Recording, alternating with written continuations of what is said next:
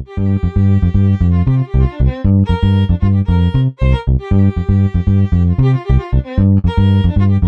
guys, it's Travis, the Pagan Scholar, here alongside with Marshall, and we are going to be discussing Mabon. We are outside in the friscolating dust light, listening to Symphony of Nature.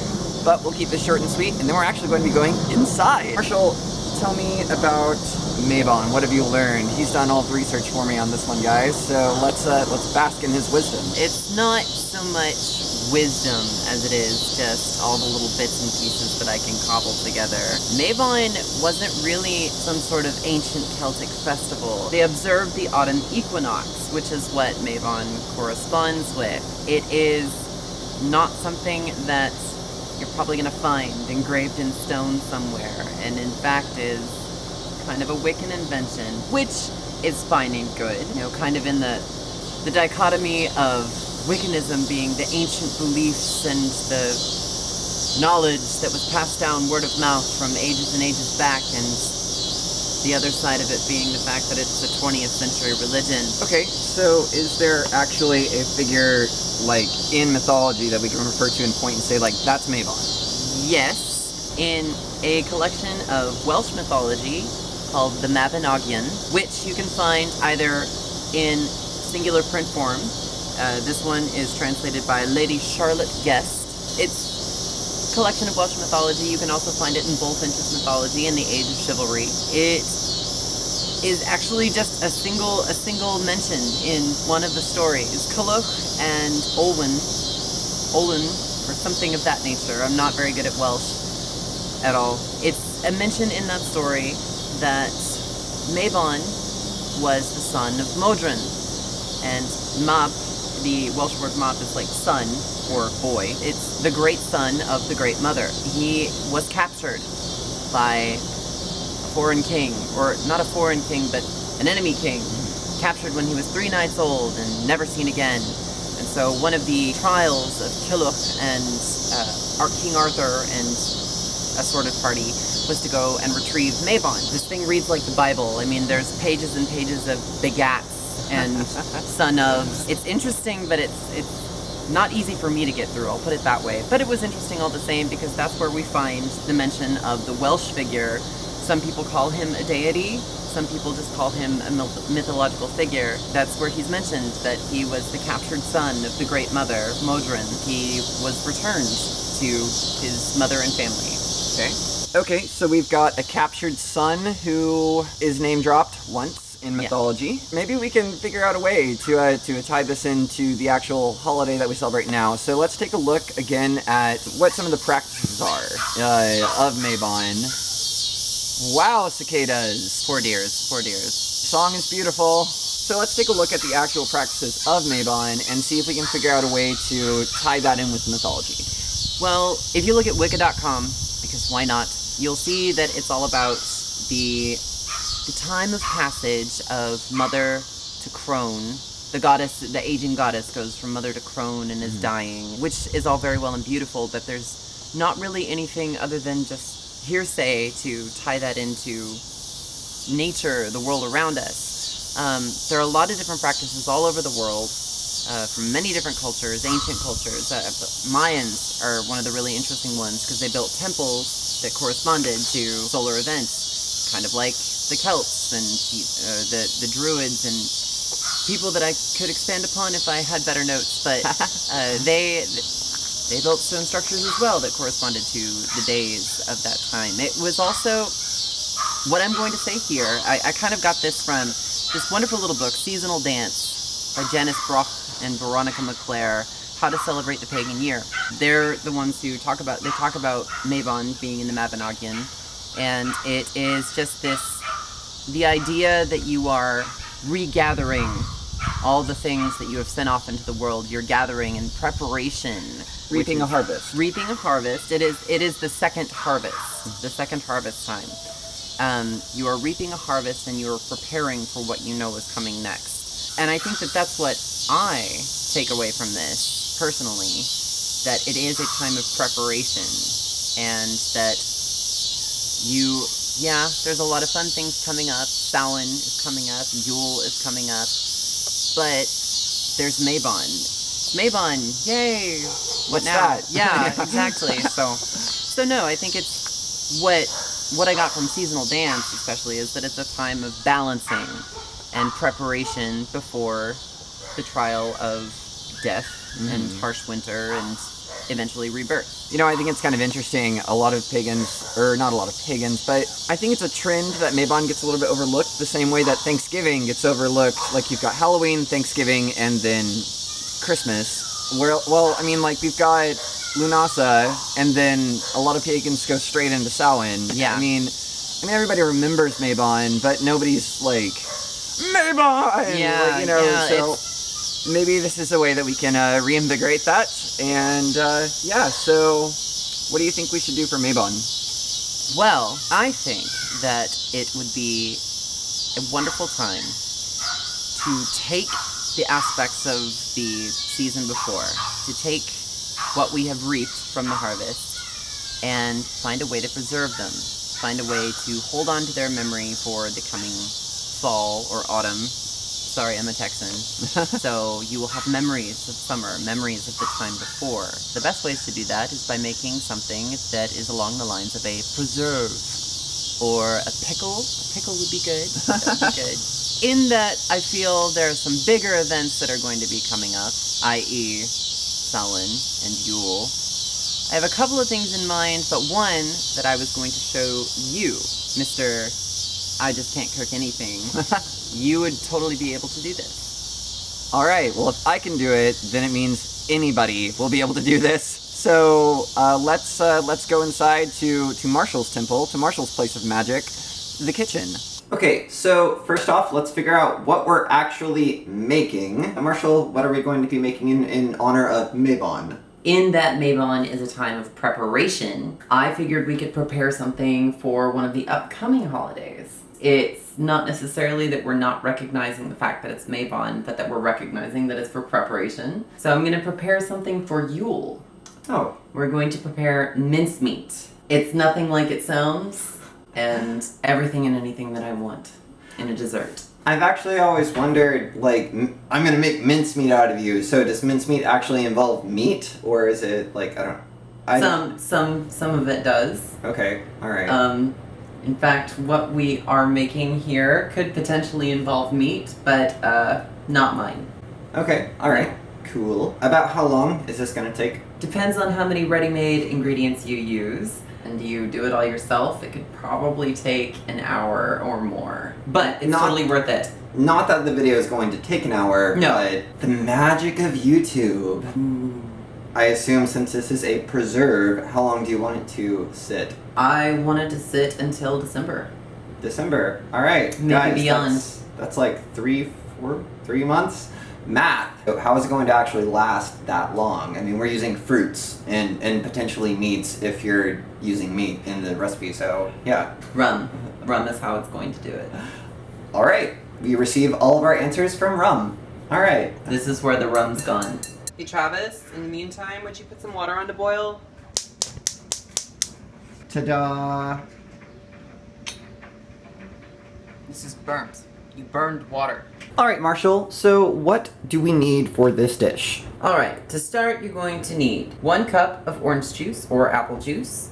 I prefer orange juice personally, so that's what I'm going to use. 2 large apples of the cooking variety. You're going to grate them. You're not going to grate down to the core, of course, because that would be weird. I leave the peels on. I like it. I think it adds color. You can peel them if you want to, but it's more work. And now for this beautiful assortment of dried fruit. 90 grams, or about half of a cup of raisins. 90 grams of golden raisins, or as the Brits call them, sultanas, which I think is so much better. About 70 grams or so of dried cranberries. About the same weight of currants. After these right here, not really the cranberries, but after these, you can get a little creative. Here I have about 100 grams of dried figs, which I'm going to chop for you. Here I have about 120 grams of dates, which I guess is 1, 2, 3, 4, 5, 6, 7 dates. May change depending upon how big your dates are. Here in a second, I'm going to show you how to stone or remove the pit from the dates. Here we have some dried cherries. I have about 80 grams here. All of this is about a half cup of each. You want to kind of make sure that your dried fruit kind of adds up to maybe around 700 grams, almost 2 pounds. That will include all of these things. I mean, so it's going to be about 2 pounds, maybe. In this little bowl right here, I have the zest of an orange, a lemon, and I've grated 2 small carrots.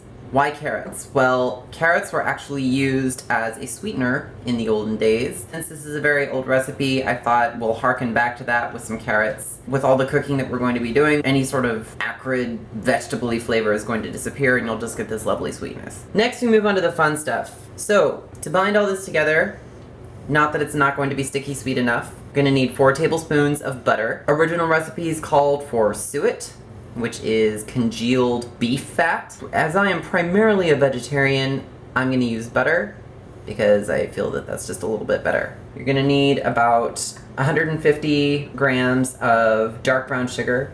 The more molassesy, the better. This is spiced rum. You're going to need about, let's see, 2/3 cup, I guess. I guess it really depends on how sweet you want it, because this is going to sweeten as it cooks, because of course the alcohol is going to cook out of it. The fun thing about it is that we're going to add more of it later, because that's how this stuff lasts so long. You can use dark or light rum, you can use brandy, you can use cognac, I suppose you could use port. I don't have any of those, I just have spiced rum, so that's what we're going to be using. Finally, we're going to have some wonderful aromatic spices. We're going to grind up some cinnamon. We're going to grind up some nutmeg, which is a lot of fun. I'm going to grind up some cloves, couldn't remember what they were. I have ready ground ginger. This is the one that's not the easiest thing in the world to dry out yourself and grind yourself, or at least for me it's not. So I have ready ground ginger. And then of course, we're gonna need some salt. So now it is time to show you how to chop up some figs and stone some dates. So now we are going to chop up our figs. These are slightly hard. If you don't feel comfortable with a knife, I would get out a food processor. I'm not a big fan of food processors, so I'm going to use a knife. Besides, makes me feel closer to the food.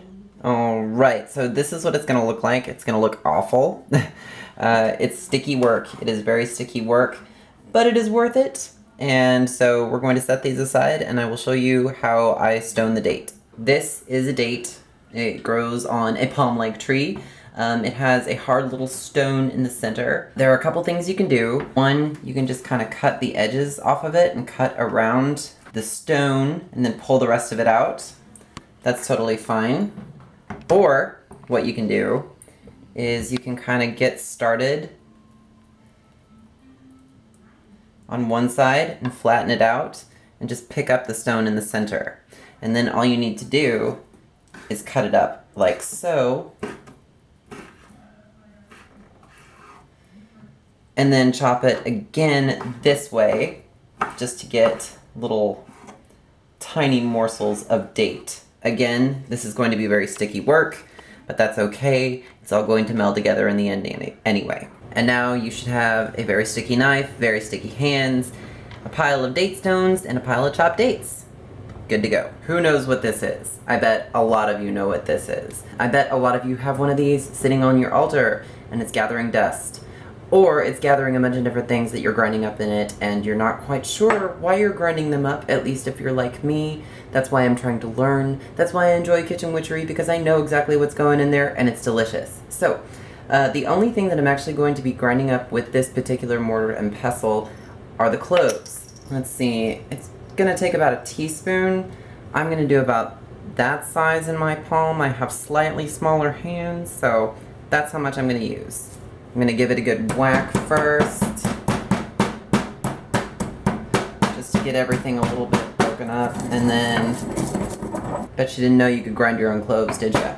Put those mortar and pestles to good use. Now, of course, if you've been grinding up interesting things in your mortar and pestle, let's say eggshells, I believe Ember Honeyraven made a very good point that it's going to pull up everything else that you've ground up in your mortar and pestle. So eggshells will have the color of the spices that you grind up. If you grind up things that are not safe to eat in your mortar and pestle, don't use it. Just get ready ground.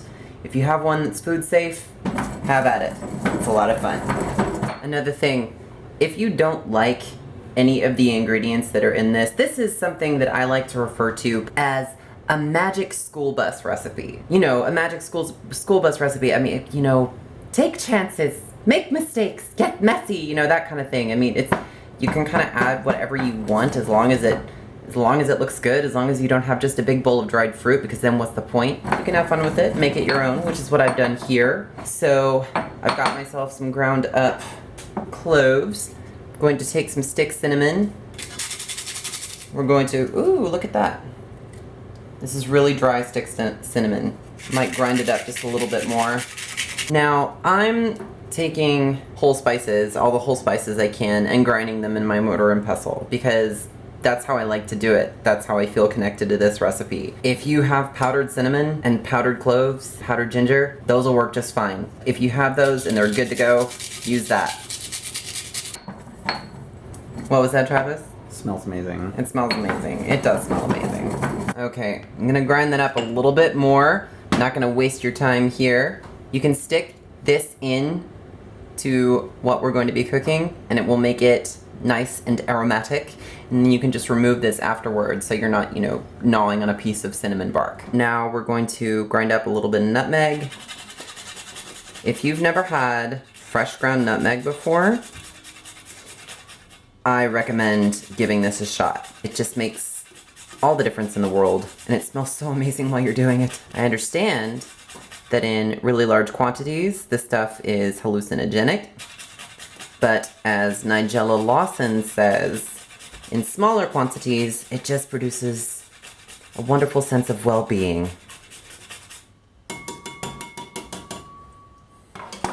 So there's that. And now the fun part, where we actually put everything together. You see I've got my butter in there. The cool thing about this is that all you need to do is throw everything into the pan. I have the butter, the dates, we have the figs, we put the cherries in, I've got the cranberries, and now the trinity of mincemeat, the things that are generally always in mincemeat. We have the currants, golden raisins or sultanas, and trusty regular raisins. Get out of there. Here we have my lemon zest, orange zest, and grated carrots. It's gone a little brown. That's not going to matter here in a minute. Our grated apple. Our brown sugar, which is a little dry, but that's okay.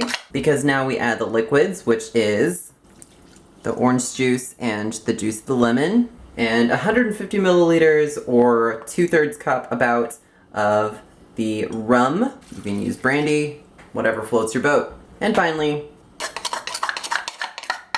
the spices. So we're going to turn this on. As you can see, the butter was already getting to room temperature. It is melting right away. That's the cool thing about this recipe, is you just kind of throw it all in at one time, and it's going to mix together because, well, one, it's going to cook together. Two, we're going to stir it. While it is coming to the boil, you are going to be constantly stirring, making sure that everything is nicely combined. In Fanny Craddock's kitchen, you would be doing this with your hands. You would be looking at the camera, your eyebrows would be arching up to your hairline, and you would say, I've scrubbed and scrubbed in the makeup room, and there's no nail varnish on my hands, or my fingers, and I'm going to use my hands unashamedly. There's fire under this thing, so I'm not going to do that right now, but, you know, when you're not looking, that's maybe what I do. To start off, you're going to make sure, see, use my hands. To start off, we're going to make sure that this is on high heat, so it comes to the boil pretty quick. This is a cast iron brazier pot. You don't have to use a cast iron brazier pot. I thought it was pretty, so I used it. It's going to take a little bit of time for this to heat through, but when it does, it's going to retain that heat, which will be really good, because after it comes to the boil, we are going to turn it down and let it simmer. And it's going to cook for, I don't know, around 30 minutes, 40 minutes. I suppose it really doesn't matter. I think it's up to you, but you, of course, don't want too much liquid to evaporate. You don't want it to be like a solid mass of dried fruit and candied whatever. So just let it come to the boil, and we'll check back on it when that's good and ready. It looks like fall.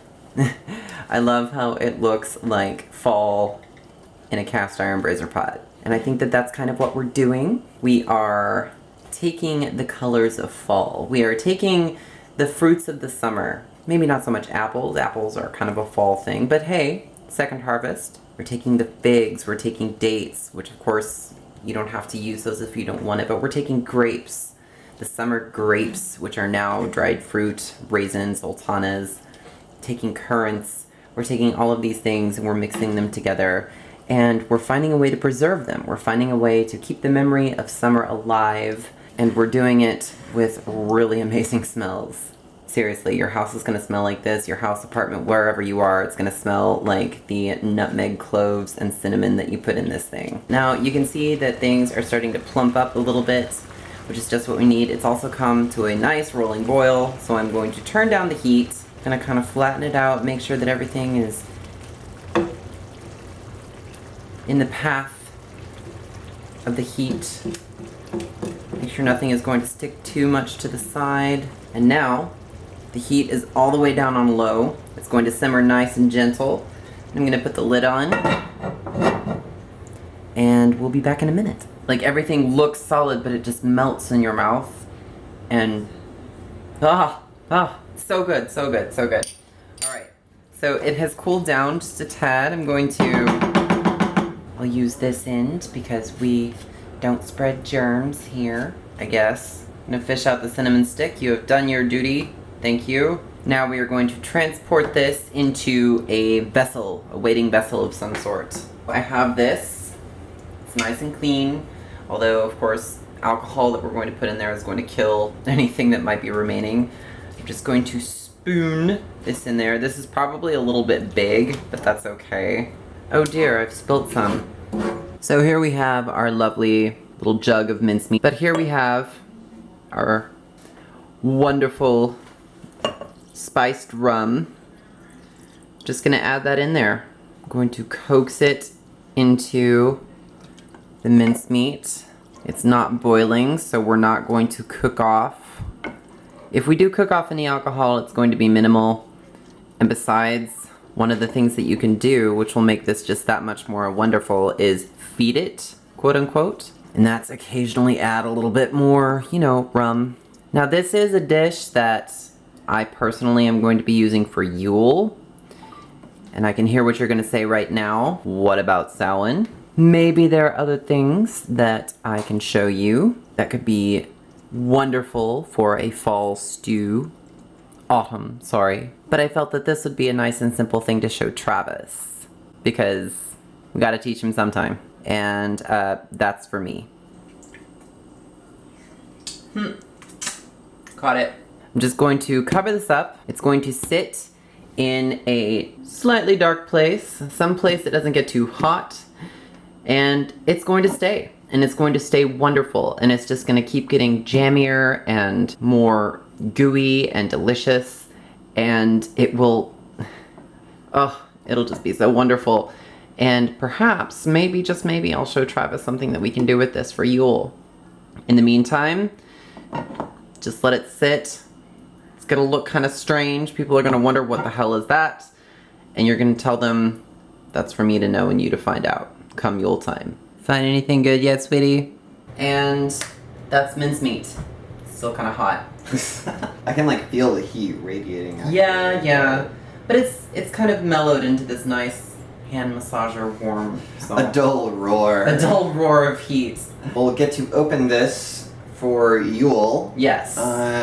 You know what? If you wanted, you could probably do some sort of like blessing, some sort of wish, some sort of thing. I don't know. Whatever. Bless it with the rum. Bless it with the rum. You I can mean, take a, yeah. That's something you're gonna have to do. I mean, you're gonna have to keep feeding it ever so often with the rum, and it's just gonna keep getting more fudgy and delicious. And hey, why not make it a meditation? Ah. So How often should we feed this rum, actually? I suppose that depends on how boozy you want it to be, because, I mean, you could do it once a week, once every 2 weeks, once a month. Okay. I mean, I would probably want this to be nice and boozy, because you bake this into things, so I want it to be nice and boozy. I'm probably going to do it maybe once a week, and I would do, like, I don't know, a tablespoon, Okay. maybe and even less, just like a little slurp. So like, and once you put it in, do you stir it in, or you just like let it sit? At this point, you could probably just like let it sit. If you do stir it in, just stir it in with a nice clean spoon. I mean, it's gonna seep into it anyway. So Right. Okay. yeah. All right. So we are going to have a fantastic Yule, and we will definitely open this up in a future video just to show you guys. If you make your own, please leave a comment with a link to your video. We would love to see your creation, your concoctions, I'd your love to kitchen see witchery. what you put in that I did not and left out that I had in there. Exactly. Guys, thank you so much for watching. As always, merry meet, merry part, and merry meet again. And I ask that may you never hunger and may you never thirst.